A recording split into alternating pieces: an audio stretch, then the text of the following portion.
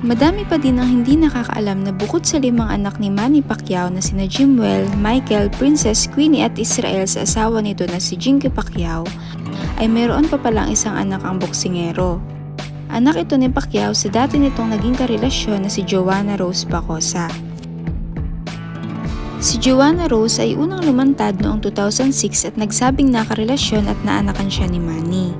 Ayon kay Joanna, nagkaroon sila ng relasyon ni Manny noong April 2003. Nagkakilala sila noong February 2003 sa isang billiard hall sa Pan Pacific Hotel, kung saan nagtatrabaho si Joanna bilang spotter at waitress. Naging regular customer daw nila noon si Manny.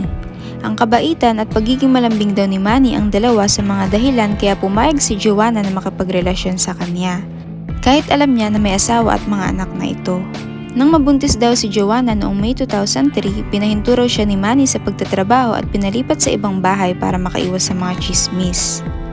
Ang kanilang anak na isinilang daw noong January 2, 2004 ang naging bunga ng kanilang love affair. Bininyagan ang bata noong November 6, 2005 sa Immaculate Conception Cathedral Parish sa Cubao, Quezon City. Ang pangalan ni Manny ang nakalagay sa baptismal certificate bilang ama ng bata. Nakasaad din sa baptismal certificate na professional boxer ang propesyon ng biological father ng bata. November 2005 daw nang huling magkita sa isang hotel sa Cebu City sina Joanna, Manny at ang kanilang anak. Ito ang bihirang pagkakataon na nakunan ng litrato na magkakasama ang tatlo. Ang Cebu trip daw ang huling beses na pagtatagpo nila dahil mula noon na hindi na raw sinagot ni Manny ang mga tawag sa telepono at text message ni Joanna. Kaya naman nagpasya si Joanna na magsampa ng reklamo para magbigay ng sustento sa kanyang anak si Manny.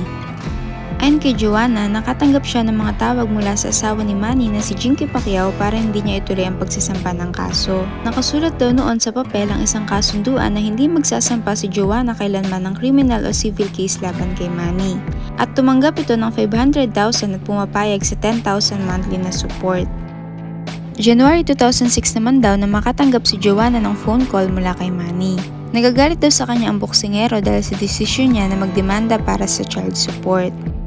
Sa isang interview kay Joanna noong February 2006, ikinuwento niya na hindi naging maganda ang resulta ng pag-uusap nila ni Manny sa telepono dahil umiral ang galit nila. Ayon kay Joanna, nagsalita si Manny na ipakikidnap daw ang kanilang anak para walang ebidensya na nagbunga ang relasyon nila. Ipinakita naman din noon ni Joanna ang mga dokumento at mga litrato na kuha sa Cebu City na magpapatunay raw ng relasyon nila noon ni Manny.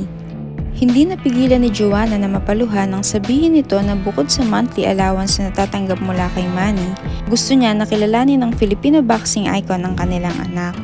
Itinuloy noon ni Joanna ang kaso laban kay Manny ngunit ibinasura din ito ng korte.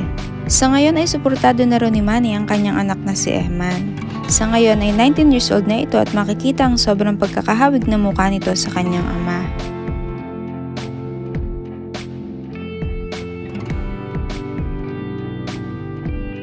Sa isang Facebook post na lumabas, makikita na pinasok na din ni Emma ng mundo ng boxing at sumabak na ito sa kanyang unang professional boxing match noong September 23.